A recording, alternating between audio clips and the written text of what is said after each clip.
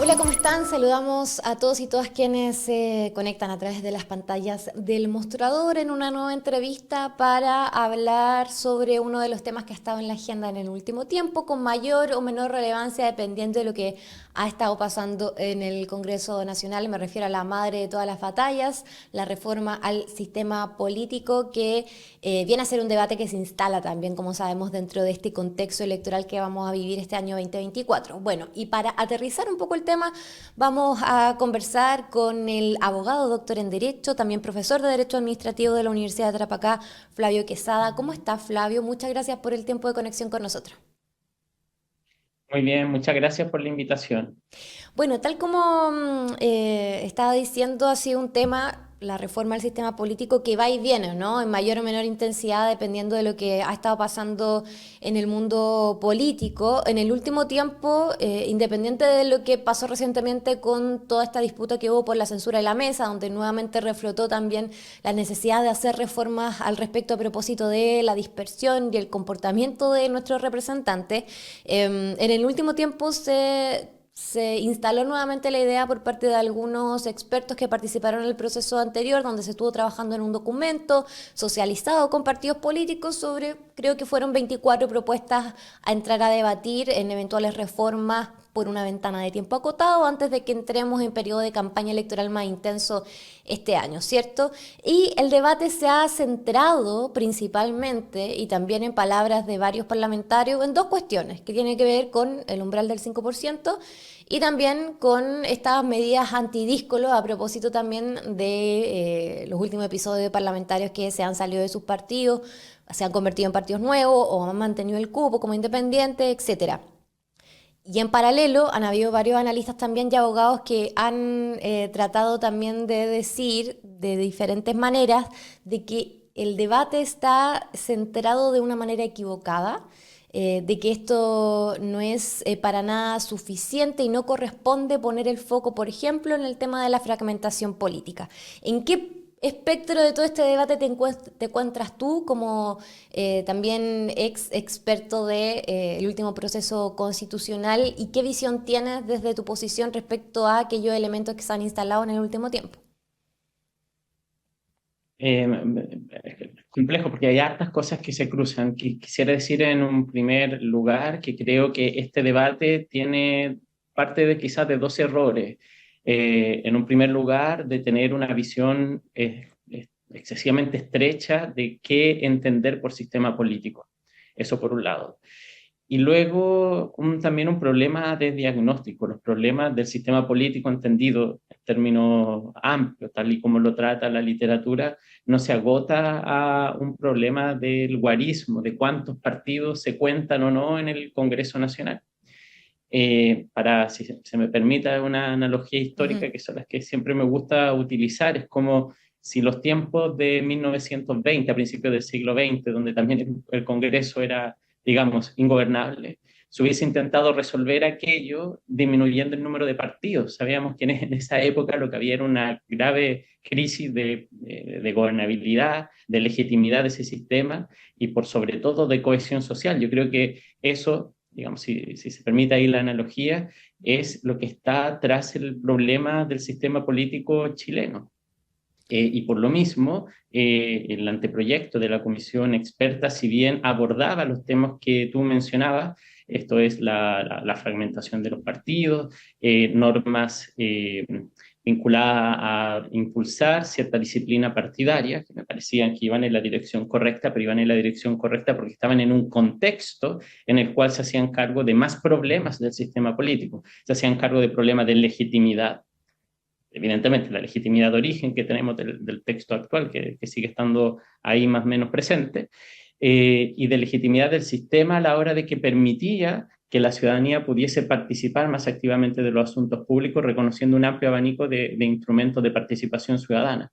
Por otro lado, reconocía también que había un problema de gobernabilidad, tratando de hacer el sistema político más representativo. Y ahí se impulsaban medidas para incluir mujeres, incluir otros grupos importantes de nuestra sociedad que no han tenido la incidencia que debiesen tener para dotar de mayor legitimidad y gobernabilidad a nuestro sistema. Y también medidas de cohesión social. Había una propuesta que se hacía a cargo, en la propuesta de la comisión experta, de los problemas de los derechos laborales, de los derechos sociales, etcétera. Entonces, insisto, creo que aquí esto se ha mirado de una forma reductora y eso puede ser un problema, puesto que el sistema político no se reduce a la relación entre los partidos y el Congreso. Es algo mucho más amplio que contiene muchos más elementos y la ciencia política, bueno, bien lo ha abordado. Yo no conozco ninguna literatura que reduzca el sistema político a eso.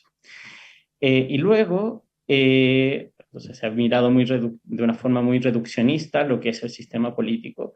Y por otro lado, también hay cierto problema de diagnóstico. Hay problemas, podríamos decir, de fragmentación, pero el diagnóstico no puede reducirse a eso, ni la propuesta de la comisión experta se reducía a eso. Que estuviera allí, digamos, lo hacía en un contexto de abordar los problemas político-constitucionales en términos más amplios. Ujú. Ahora, si nos vamos al concepto de gobernabilidad, porque claro, se ha apuntado de que la falta de gobernabilidad y que tiene que ver con este diagnóstico equivocado que tú mencionas, tiene que ver con la fragmentación partidaria y la cantidad de partidos que existen y que han seguido surgiendo, ¿no? Porque se han seguido formando nuevos partidos en el último tiempo. Si nos vamos al tema de la gobernabilidad propiamente tal en el Congreso Nacional, que ha sido materia de debate en los últimos días, ¿cuáles a tu juicio serían los elementos centrales para abordar ese punto si nos atendemos únicamente al Congreso y su funcionamiento? A ver, sin duda hay problemas, como lo decía, y por eso la propuesta se hacía cargo de ella, y yo la apoyé, de problemas de fragmentación, como también de disciplina partidaria, en el sentido de fortalecer los partidos políticos para que operen genuinamente como instrumentos de mediación de la representación. ¿Eso cómo se aterriza, perdona? ¿Cómo se Eh, aterriza una eventual disciplina partidaria? Porque suena medio utópico, ¿no? Ante la falta de incentivos internos que existen. Sí, y también creo es un poco también reductor creer que porque una norma lo dice, esto necesariamente va a Claro. ocurrir. Creo que estos problemas se arrastran digamos, un contexto de problemas más amplio que hay en Chile, y no solo en Chile, ojo. Y esto también yo creo que es importante en la discusión. Las democracias occidentales, las democracias liberales occidentales en la actualidad pasan por una crisis no menor de representatividad. Y yo me atrevería a decir que la idea misma de representación es la que está en crisis. Y por ello, los que históricamente habían sido instrumentos de esa idea, para ponerlo en la práctica, que habían sido los partidos políticos, también lo están. Entonces, reducir este problema al número de partidos políticos que están en el Congreso y a un conjunto digamos, de castigos a aquellos que adopten medidas de indisciplina partidaria, creo que es reducir esta discusión a términos que por lo demás la literatura experta no lo hace. Y me parece complejo que se intente evocar un acuerdo entre expertos, solayando precisamente la evidencia experta Mm. en esta materia, porque es un problema complejo que requiere distintas miradas, no solo desde el punto de vista del derecho constitucional, del derecho electoral, sino que también desde la ciencia política, la sociología política, por solo mencionar dos ámbitos que deben estar en esta discusión. Ahora, ¿a tu juicio sería riesgoso que esto siga su curso tal como está? Porque tal como decía al principio, se ha planteado, y de hecho lo señaló este fin de semana el presidente del Senado, el señor García Ruminot, donde van a tomar la posta para tratar de comenzar la tramitación de ciertas reformas en este sentido. Se ha hablado de una ventana de tiempo acotado, es decir, hagamos una reforma express antes de entrar en todo el tema de las campañas electorales. ¿Es riesgoso a tu juicio que esto siga su curso tal como está? ¿Cómo hay que sopesar las consecuencias de legislar de esta manera? O sea, más que riesgoso, bueno, el principal riesgo que uno podría decir es decir que se está abordando un problema cuando en la práctica pareciera ser que no. ¿Hay un problema? Sí, sin duda hay un problema. Y por lo mismo que es posible afirmar, y esta discusión lo demuestra, que lo constitucional no está cerrado. Evidentemente, las coordenadas de la discusión constitucional que tuvo Chile el último año es otra, cambiaron, eso está cerrado. Ujú. Y es muy improbable que se reabra en los próximos años bajo este gobierno. Pero sin duda que estemos discutiendo sobre el sistema político, porque el sistema político tiene problemas y disfuncionalidades, y que estemos discutiendo además sobre el diagnóstico, porque pareciera tampoco haber un problema de diagnóstico, evidencia de que hay problemas sobre cuestiones mínimas que no hemos podido consensuar o compartir como sociedad.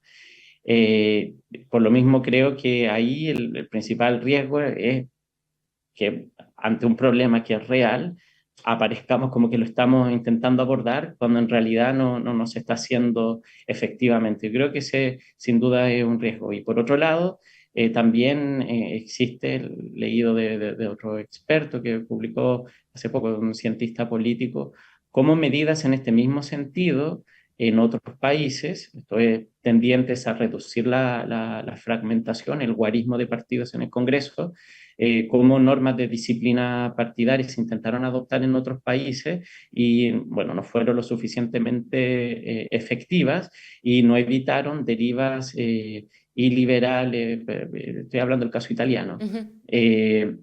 Por tanto, hay ahí también un riesgo si uno tiene eso en consideración. Ujú. En breve, creo que hay un problema, hay que abordarlo.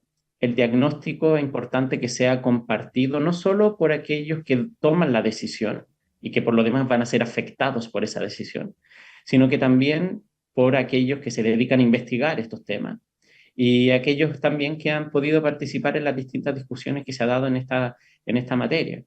Eh, Solo de esa manera se podrá generar cierto consenso tanto en el diagnóstico como en las propuestas que sean percibidas como aceptables en la sociedad chilena y que permitan efectivamente resolver el problema que realmente existe con un sistema político que no da respuesta a lo que la ciudadanía exige. Ujú.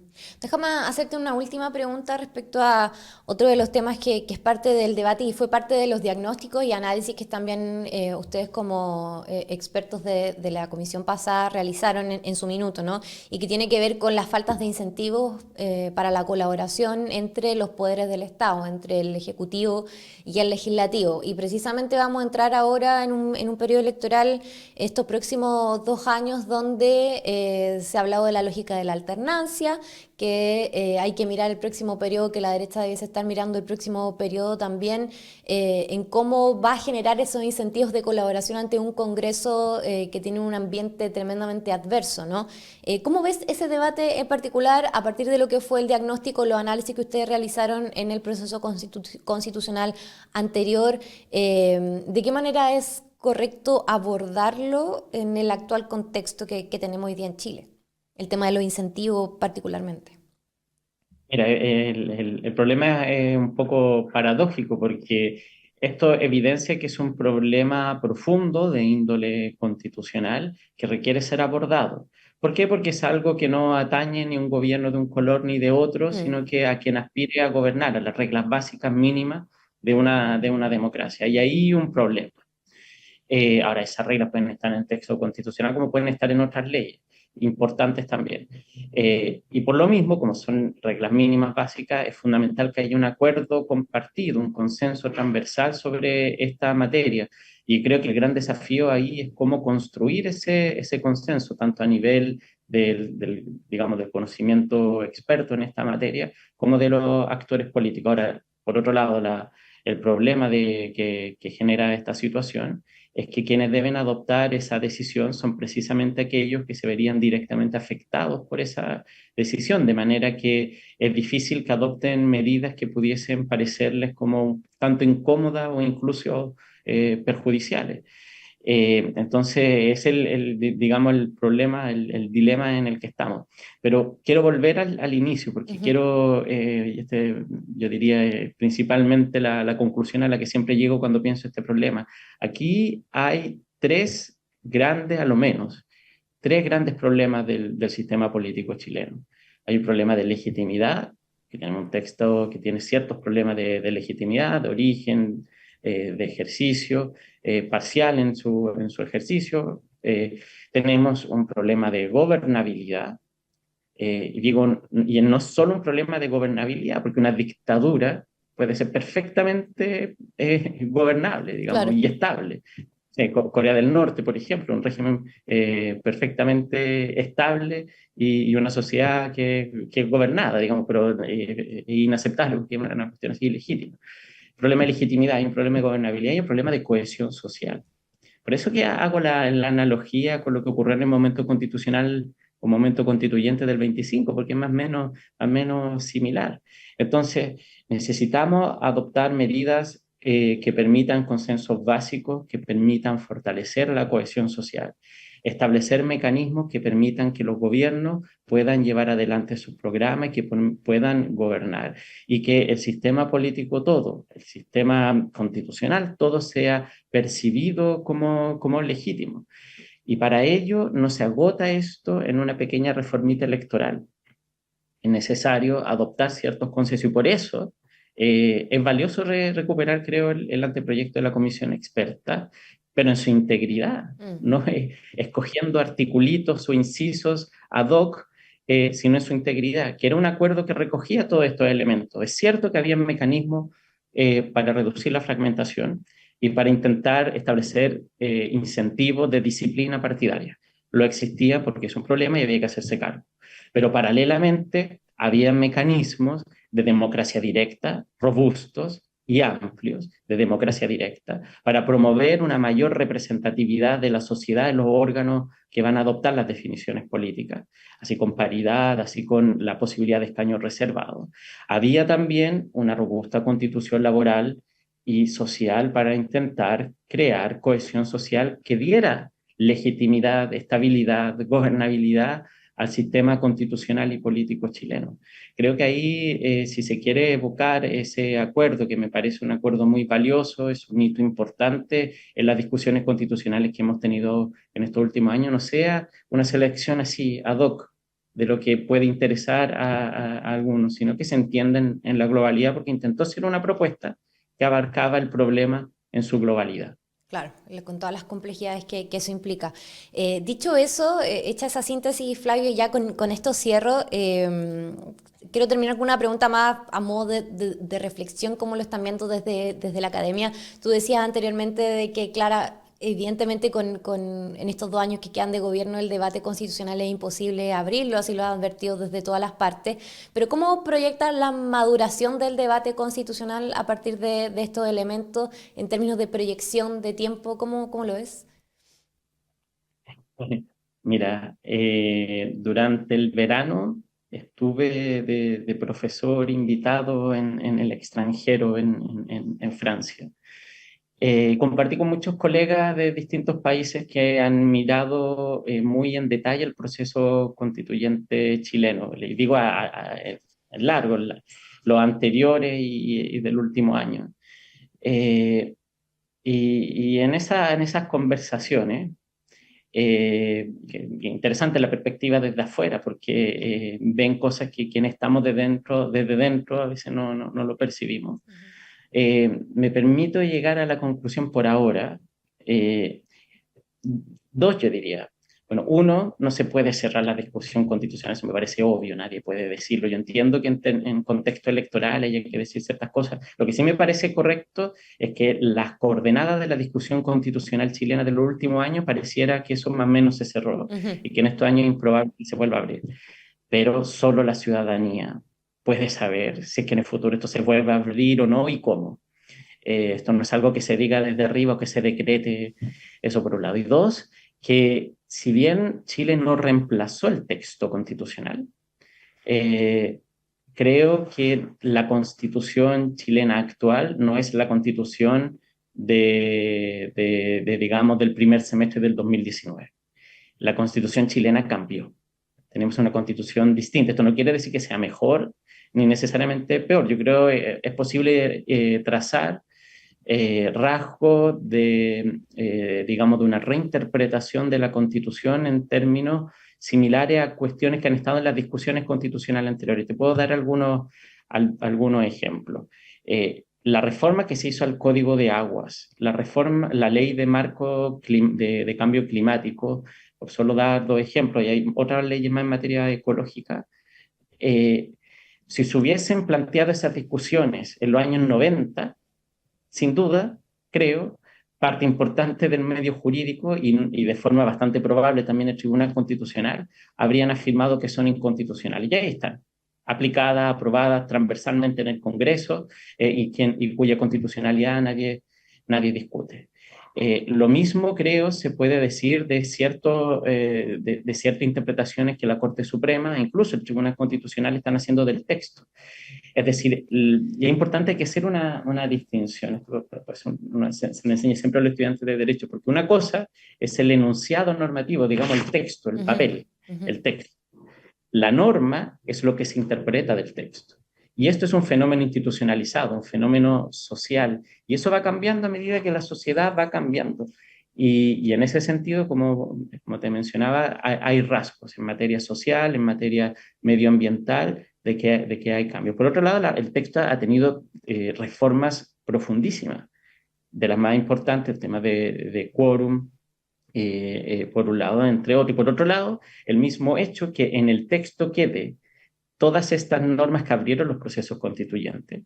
Las bases, por ejemplo, evidencian cuestiones no menores, es decir, que la forma en cómo se había interpretado la Constitución antes llevó a que se abrieran procesos constituyentes dirigidos con contenidos como los que establecían estos caminos.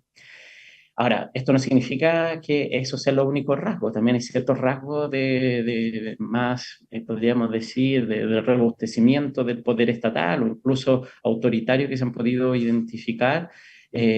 Por mencionar solo un ejemplo, la ley de infraestructura crítica, la reforma constitucional que se hizo en esta materia, que cambió también el eje de discusión. En el fondo, lo que quiero decir es que como se entiende la Constitución hoy, en comparación a cómo se entendía hace 10 años atrás, es bastante distinto. Por lo mismo uno podría decir que la Constitución cambiará. Sin perjuicio de eso, seguimos con problemas. ¿Y cuáles son esos problemas? El sistema político, ni nada más propiamente constitucional que el sistema político. Y que compone mucho más elementos, que está integrado por mucho más elementos que el guarismo de partidos en el Congreso. No conozco a nadie que reduzca el sistema político a eso. Entonces, sin duda, esta discusión va a seguir abierta en otros términos, quizás en otras coordenadas, quizás no necesariamente a través de una reforma profunda o completa del texto, un reemplazo del texto, reforma acotada. Hay que ver cómo esto evoluciona.